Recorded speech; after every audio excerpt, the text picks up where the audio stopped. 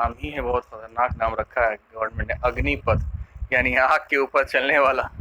ठीक है, तो सही ही रखा है कि 4 साल के लिए आप आग के ऊपर चलना है, उसके बाद आप फ्री हैं, आप जो चाहते हैं वो कर सकते हैं। ये योजना गवर्नमेंट ने जो लाई है, अगर देखा जाए कि युवा के रूप में अगर मैं सोचता हूँ तो ये सही नहीं है, क्योंकि 4 साल आपने लाया है, ठीक है, हम अपने देश के लिए पूरी जान देने के लिए तैयार हैं, ठीक है, हम अपनी जान समर्पित कर देते हैं, कभी भी ज़रूरत पड़ती है हमारे देश को तो हम उसके लिए जान न्यौछावर करने के लिए यहाँ तैयार पे हैं। एक सवाल, आप खुद ही आप एक युवा हैं और आपके पिताजी भी आर्मी में हैं, तो आपको ज़्यादा अनुभव होगा, तो आप उसको बताएँ पूरी एक्सप्लेन करके अच्छे तरीके से अ, इस योजना के बारे में बताइए। देखिए, अग्निपथ योजना जो गवर्नमेंट ने लाया है कि 4 साल तक आपको जो है गवर्नमेंट में वर्क करने का मिलेगा, आर्मी में ख़ासकर, तीनों जो सेनाएँ हैं हमारे पास, थल सेना, वायु सेना और जल सेना। तो पहले आप 17 साल से लेकर 21 साल के बीच में आपका जो है उसमें चयन होगा। अगर मान लेते हैं कि 17 साल में हमारा चयन हो जाता है तो 21 साल के बाद हम रिटायर हो जाएंगे, 22 साल तक रिटायर हो जाएंगे। रिटायर होने के बाद हम क्या करेंगे, सवाल ये पहला है। हम कहते हैं कि ठीक है, गवर्नमेंट ने जो ये रूल लाया था 4 साल का, ये बहुत अच्छा रूल था, ठीक है। बाकी जैसे इन्होंने कहा है कि अमेरिका में और इजराइल जैसे देशों में ये सब चीज़ें चल रही हैं, सही है, लेकिन इसकी जगह पर अगर देखा जाए तो आज हमारे पास जो युवा पीढ़ी है, आप उसको ट्रेन तो कर देंगे, ठीक है, आप ट्रेनिंग दे दिया, एक आर्मी का मतलब एक युवा आर्मी के रूप में हमारी पूरी देश के पास एक युवा आर्मी मौजूद होगी, सही चीज़ है, बहुत अच्छी चीज़ है। लेकिन अब यहाँ पे किंतु परंतु भी इसमें है। किंतु परंतु इसलिए है क्योंकि मान लीजिए कि 4 साल के बाद अब वो किसी काबिल नहीं रह जाएगा। 4 साल तक वो फौज में है, फौज में काम किया, तो उसकी मेंटेलिटी बन चुकी है, वो अपने आप को एक फौजी समझता है, तो उसकी एक मेंटेलिटी अलग है, उसका एक डिसिप्लिन है, कोई नो डाउट उसमें डिसिप्लिन है। लेकिन आगे के लिए उसकी कुछ योजना होनी चाहिए जिसको उसको इम्प्लीमेंट करना है उसमें। जैसे मान लीजिए आपने ये 4 साल का लाया तो बहुत अच्छी चीज़ था। अब करते क्या आप, मेरे हिसाब से, ये मेरी अपनी पर्सनल सोच है कि अगर गवर्नमेंट उसी 4 साल के बाद जो बच्चे रिटायर होकर आते हैं वहाँ से, उनको आप अर्धसैनिक बल है हमारे पास, राज्य पुलिस है, ठीक है, सैप जवान है, उसमें अगर उनको दे दिया जाए मौका, तो आप जो एक ट्रेनिंग जो 6 महीना का दे रहे हैं, उसका 6 महीना वहाँ पे दे देते, 1 साल का ट्रेनिंग मुकम्मल हो गया आपका, उसके बाद वो आराम से 15 साल 20 साल वहाँ जॉब करते, उसके बाद वो रिटायरमेंट होते, तो उनको भी लगता कि नहीं भाई अब हम सक्सेसफुल हैं। आपकी ज़िंदगी 4 ऑलरेडी डिसिप्लिन हो जाएगा, वो 4 साल में डिसिप्लिन मेंटेन कर चुका है, उसको पता है कि फौज में कैसे रहना है। तो जो अलग से ट्रेनिंग हमारी गवर्नमेंट देती है अर्धसैनिक बल को, उससे तो वो बच जाएगा। एक्स्ट्रा कुछ जैसे क्या पारामिलिट्री में जाते हैं, बहुत सारे हैं, और भी बहुत सारे, जैसे कि आईटीबीपी है, सीआईएसएफ है, सीआरपीएफ है, रेलवे है, ठीक है, बाकी भी पुलिस, अर्धसैनिक बल हैं, तो उन सभी में अगर उनको जगह मौका दे दिया जाए, ठीक है, कि आप वहाँ कंपलसरी कर दिया जाए कि पहले आपको आर्मी ज्वाइन करना होगा, उसके बाद फिर आप वहाँ चले जाइए, ठीक है, वहाँ से आपको फिर जैसे आपका मेरिट होगा उसके अकॉर्डिंग आपको वहाँ पे ट्रांसफर कर दिया जाएगा, ठीक है। तो इससे क्या होगा कि वो सिक्योर मानेंगे अपने आप को कि हाँ, हम अपना देश की सेवा हमको करनी है, ठीक है। लेकिन अभी सिक्योर नहीं है। अभी देखिए सिक्योरिटी नहीं है, 4 साल के बाद आप किसी काम के लायक नहीं रह जाइएगा। फॉर एग्जाम्पल अब मैं टीचिंग कर रहा हूँ, अगर मुझसे कह दिया जाए कि आप टीचिंग छोड़ दीजिए, तो मेरे से कुछ नहीं होने वाला, क्योंकि मेरा दिमाग लगा हुआ है कि हमको कैसे पढ़ाना है, उसको कैसे हैंडल करना है, उस चीज़ पे मेरा फोकस चल रहा है। हम उस चीज़ में अब महारत हासिल कर चुके हैं। 4 साल देने के बाद एक आदमी, उसको पता है कि हमको देश की सेवा करना है, तो उस हिसाब से वो काम करेगा, तो वो अपने आप को पूरी तरीके से उसमें ढाल चुका होगा, पूरी तरीके से उसमें ढाल चुका है। अब उसको हटाकर हम दूसरी जगह ले जाएं, अब उसको फिर वहाँ सक्सेस होगा या नहीं होगा वो गारंटी नहीं है। न्यू हो जाएगा। अब वो नया चीज़ हो जाएगा उसके लिए एकदम फुल्ली तरीके से नया हो जाएगा। आप 25% जो आर्मी में रख रहे हैं, आप उसको 25% ही रखते, बाकी 75% को इधर दे देते, क्या नुकसान था।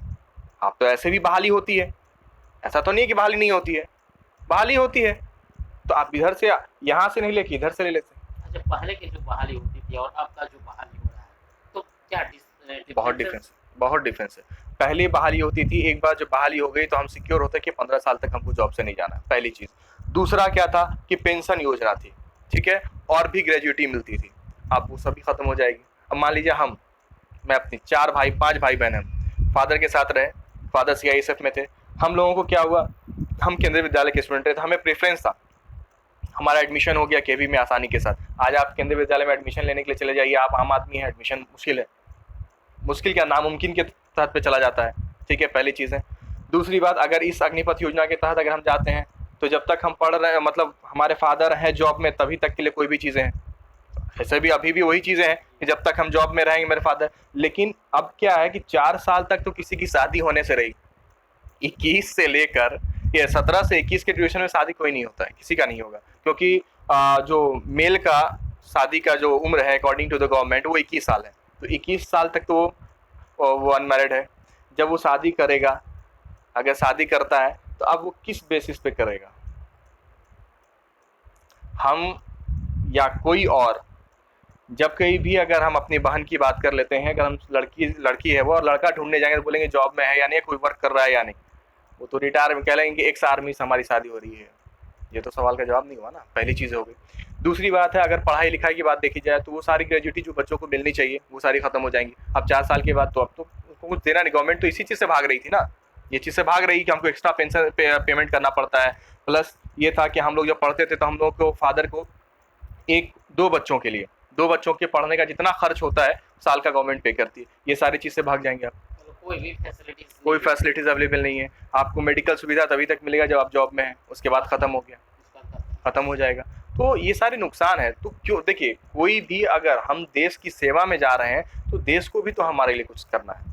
आप कह रहे हैं कि अमेरिका में 4 साल चल रहा है, इज़राइल में, तो वहाँ की जनसंख्या क्या है आप उसको भी देखिए। उसके बाद वो क्या करते हैं, उनको कहाँ लगाया जाता है, ये सारी चीज़ों को आपको देखना होगा। सिर्फ एक मुद्दा लेकर नहीं चलना होगा, हमको सारा चीज़ इकट्ठा रखना होगा, उसके बाद उस पर काम करेंगे ना, तब वो सक्सेस होगा। ऐसा नहीं है कि हम बोल दिया और हो जाएगा, नहीं नहीं। ये देखिए इससे नुकसान बहुत ज़्यादा होगा। एक अंदर का नुकसान ये होगा कि आप मान लीजिए जो हालात पैदा हो रहे हैं अभी, और जिस तरीके से प्रोटेस्ट भी हुआ वो भी सही नहीं था, मैं मानता हूँ। जो अभी जो विरोध भी किया, वो विरोध देखिए, हाँ विरोध सही है, लेकिन जो ढंग था विरोध का वो सही नहीं है, तरीका सही नहीं है। आपको विरोध करने का अगर देता है, संविधान हमारा कहता है कि आप विरोध कीजिए, लेकिन उसका भी उसने दायरा बना दिया है। अब आप आगजनी कर रहे हैं, सरकारी संपत्ति को आप आग लगा रहे हैं, ये सही नहीं। अब जैसे आपने करोड़ों करोड़ का जो आपने क्या कर दिया, आग के हवाले कर दिया, रेलवे स्टेशन, आपका ट्रेन चली जला दी गई, तो वो नुकसान किसके ऊपर आएगा? वो नुकसान तो हमें ही है, भरना है, टैक्स हम ही देते हैं, हमारे टैक्स से ही ना वो बनता है। तो इस चीज़ को युवाओं को भी सोचना चाहिए कि ठीक है, हम पे प्रदर्शन करना है तो उसका एक लीगल वे क्या है। आप पढ़े लिखे युवा हैं, अगर इस तरीके से हुड़दंग कर कर आप कर रहे हैं तो गवर्नमेंट भी उस पर जो है थोड़ा स्ट्रिक्ट एक्शन लेती है, ऐसा नहीं है कि नहीं लेगी, ऑब्वियसली है। अगर हम यहाँ पे स्कूल चला रहे हैं और हमारे बच्चे जो है अगर कोई चीज़ बोलते हैं तो ढंग से बोलते हैं तो हम सुनने के लिए तैयार होते हैं। अगर एक सही तरीके से नहीं होता तो रेस्ट्रिकेट कर देते हैं, हटाओ इसको, बाहर निकाल दो इसको, सही नहीं है। ये सिस्टम चलता है। तो इसी तरीके से गवर्नमेंट भी है। तो गवर्नमेंट जब चला रही है, एक बड़ा गवर्नमेंट जो है एक बहुत बड़ा वर्क पे काम मतलब वर्क करती है, ठीक है। अब उसमें उसने एक योजना लाया, वो गलत है अगर, तो उसको तरीके से अगर हम उसको रखेंगे बात, ठीक है, आपको अगर बंद करना है तो ठीक है, एक तरीके से बंद रखिए कि हाँ सर आज गवर्नमेंट बिहार बंद रहेगा या भारत बंद रहेगा, जैसा आपने कहा, बंद कीजिए ना, मना नहीं कहा जाता, क्योंकि ये पहले भी है। और वैसे भी हमारा बिहार जो है वो तो समझ लीजिए कि आंदोलन की नगरी कहा जा सकता है।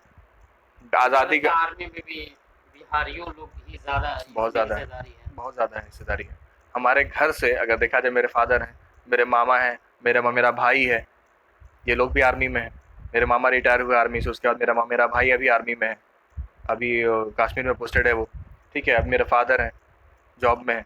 तो मेरे घर से तो खुद हैं, मेरे ख्याल से संशोधन करने की जरूरत है बहुत ज़्यादा। अगर ठीक है आप इसको 4 साल लाइए, लागू कीजिए, लेकिन संशोधन कर कर लागू कीजिए, ताकि उन बच्चों का जो इसमें जा रहे हैं उनको अपना लाइफ की सिक्योरिटी नज़र आनी चाहिए कि ठीक है इस साल के बाद हम ये नहीं कहते। आप ठीक है, जैसे आप पेंशन आपने ख़त्म कर दिया है 2002 के बाद, जो है हर सैनिक बल में बहाली जो होती है उसमें पेंशन योजना नहीं है, तो वो यहाँ भी लागू कर दीजिए ना, क्या दिक्कत है? आप जो बच्चे वहाँ से 75% रिटायर कर रहे हैं, आप उनको इन जगहों पर भेज दीजिए, या उनमें जो पढ़े लिखे हैं उनको फिर आप जो जिस फील्ड में जाना चाहते हैं उनसे पूछिए, उस फील्ड के लायक अगर है तो उसमें भेजिए उनको। अच्छा, ये तो रही सर सिक्योरिटी की आप बात कर हम्म। रहे हैं। जैसे कि अभी महंगाई है, अब जो अभी फिक्स जो सैलरी उन लोगों को देने जा रही है, हाँ तो क्या लगता है कि इस महंगाई के दौर में वो जो सैलरी है वो है सुटेबल है? देखिए उस महंगाई के दौर में अगर हम बात करते हैं तो वो एनफ नहीं माना 30,000 जाएगा। रुपया है इनफ है? 30,000 ऑन हैंड नहीं आ रहा आपके पास, 21,000 फर्स्ट ईयर में आएगा, ठीक है। उसके बाद फिर 10% इंक्रीमेंट मिलेगा, 23,000 हो जाएगा, उसके बाद फिर 25,000 आ जाएगा, और फिर लगता है कि 28 के करीब में मिलेगा तो फोर्थ अभी ईयर में। 4 साल के बाद जब रिटायर कर जाते हैं तो तो 11 लाख, देखिए 11 लाख आप 4 साल के बाद देखिए उसकी वैल्यू क्या होगी। हम आज के डेट में उसको 11 लाख दे रहे हैं, हम आज के हिसाब से 11 लाख की कुछ वैल्यू है, लेकिन हो सकता है कि आने वाले 4 साल में उसकी कोई वैल्यू नहीं रहे। आप फ्यूचर देख के देखिएगा ना, 4 साल के बाद 11 लाख की क्या वैल्यू होगी, आज आप ज़मीन मान लीजिए हम जिस जगह पर हैं, इस जगह पे आज से 4 साल पहले चले जाइए तो ज़मीन का रेट था 2 लाख रुपया, आज उसका रेट हो गया है 6 लाख रुपया। तो इंक्रीज़ किया, लेकिन आज की डेट में अगर देखा जाए तो उस समय के अगर हिसाब से चलेंगे तो वहाँ पे 11 लाख की कोई वैल्यू नहीं रह जाएगी। हर चीज़ बढ़ेगा, महंगाई का स्तर बढ़ेगा, तो हर चीज़ का दाम बढ़ेगा, तो 11 लाख में वो क्या करेगा? तो वहाँ पे भी नुकसान है। वहाँ भी नुकसान है, ऑब्वियसली नुकसान है। आप एक मुश्त तो पैसा दे रहे हैं, लेकिन ठीक है, उसका इस्तेमाल वो सही से कर पाएगा, नहीं कर पाएगा, उस योजना में कितना उसकी वैल्यू रह जाएगा। ऑब्वियसली ये देखिए बढ़ेगा नहीं, ये घटेगा, उसकी वैल्यू घट जाएगी। ठीक है, एकदम श्योर शॉट है। आज से अगर हम लोग 7-8 साल पहले चले जाइए या 4 साल ही पहले चले जाइए, 4 साल पहले की अगर हम बात करते हैं, एक किताब का दाम होता था अगर 100 रुपये, तो 100 रुपये में आ जाती थी, लेकिन आज वही किताब जो है आपको 150 से 200 300 तक में मिल रही है। वही किताब की दाम है, एनसीईआरटी की बुक आती थी 90 रुपए में, आज आ रही है 140 रुपए में। तो इंक्रीज कर रहा है, डिक्रीज कहाँ कर रहा है सर? तो निश्चित तौर पे इस योजना ये फ्लॉप योजना है। ये अगर इस तरीके से इम्प्लीमेंट करेगा गवर्नमेंट तो समझिए कि युवाओं के साथ खिलवाड़ है, युवाओं के साथ खिलवाड़ है। ठीक है, कोई दो राय नहीं है। अगर आप इसको लाना चाहते हैं, लागू करना चाहते हैं, उसका अल्टरनेट ढूंढिए ना सर। आपके पास, गवर्नमेंट के पास बहुत सारे ऑप्शंस होते हैं, गवर्नमेंट को पता होता है। अगर गवर्नमेंट चाहे तो मुमकिन है। अब हम चाह लेंगे कि नहीं करना है तो फिर नहीं करना है। संशोधन करना चाहेगा अगर गवर्नमेंट तो कर सकता है, बहुत सारी योजनाएं ला सकता है जिसमें उन रिटायर्ड फौजियों को ले जाकर उनको उनकी सेवाएं बढ़ाई जा सकती हैं। ठीक है, देश के लिए अगर कोई जज्बा रख रहा है, कोई युवा है 16 साल की उम्र में, अगर वो सोच रहा है कि हम देश के लिए अपना जान निछावर कर दें, तो सोच सकते हैं हम और आप कि वो कितना बलवान हो बच्चा, अपने मेंटली तौर पर कितना ताकतवर है, वो कितना सुरक्षित है अपने आप। वैसे में तो लोग जाना भी नहीं चाहेंगे, बहुत कम जाना चाहेंगे, बहुत कम जाना चाहेंगे। रेशियो बहुत कम हो जाएगा। फिर वो आप जैसे कभी कभी सुनते हैं हम लोग अपने दादा से या पापा से भी सुनते हैं कि वो 80 के करीब में जो है पकड़ पकड़ के ले जाते थे। ठीक है, पकड़ पकड़ के ले जाया जाता था। तो मुझे लगता है कि आने वाले समय में वही होगा कि जबरदस्ती पकड़ कर आर्मी में भर्ती कराई जाएगी। ठीक है, तो मुझे ये फ्लॉप योजना लग रही है। अगर इसी तरीके से इम्प्लीमेंट करते हैं तब, अगर इसको संशोधन कर लाएंगे तो बेटर है सर। तो कल 24 जून है और 24 जून को भारत बंद भी है अग्निपथ को लेकर, और पिछले दिनों भी काफ़ी विरोध प्रदर्शन किया गया था। तो कल का जो फिर से जो भारत बंद है, तो युवाओं को आप क्या अपील करना चाहेंगे, क्या संदेश देना चाहेंगे? देखिए, युवाओं से तो मेरा सबसे पहला अपील ये होगा कि आप कोई भी काम कीजिए तो गवर्नमेंट संपत्ति आपकी खुद की संपत्ति है, तो उसको नुकसान नहीं पहुंचाइए। ठीक है, आप शांतिपूर्ण ढंग से अपनी बात को गवर्नमेंट तक पहुंचाने की कोशिश कीजिए। आप ठीक है बंद रखते हैं तो आप रखिए, लेकिन उससे किसी भी व्यक्ति को या फिर किसी भी संपत्ति को नुकसान नहीं पहुंचाइए, क्योंकि बहुत मुश्किल से तैयार होता है। एक रेलवे का कोच जो होता है, जो जनरल, मेरे ख्याल से 60 से 70 लाख रुपया बन जाता है, तैयार करने में लगता है एक कोच। आपने कितने गाड़ियां आपने आग लगा दी, किसका नुकसान हुआ? हमारा नुकसान हुआ। देश का नुकसान मतलब हमारा नुकसान है। टैक्स हम बियर कर रहे हैं, हमारे पैसे से वो बन रहा है। अगर हम आप बच्चों को बोल दिया जाए कि लो 2000 का नोट दे रहा हूँ, उसको फाड़ दें, आग लगा दीजिए, वो नहीं लगाएगा। तो सोचेगा, ऑब्वियसली सोचेगा 2000 का नोट है, नहीं नहीं नहीं, 10 रुपये नहीं लगाएगा वो, 2000 तो छोड़ दीजिए आप। ठीक है, तो उसको बदले की एक चीज़ ये भी है कि उनको शायद मालूम नहीं है।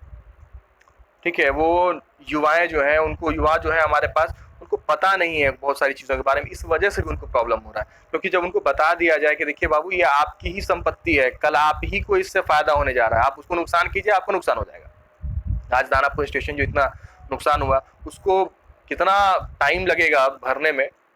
ठीक है, कब उसको फिर से दोबारा रीइनोवेट करने में क्या लंबा समय लगेगा। ये जो इस तरीके से जो युवाएं करते हैं, तो क्या लगता है कहीं ना कहीं कुछ पॉलिटिकल पार्टियां भी इसमें इन्वॉल्व होती हैं उस तरीके?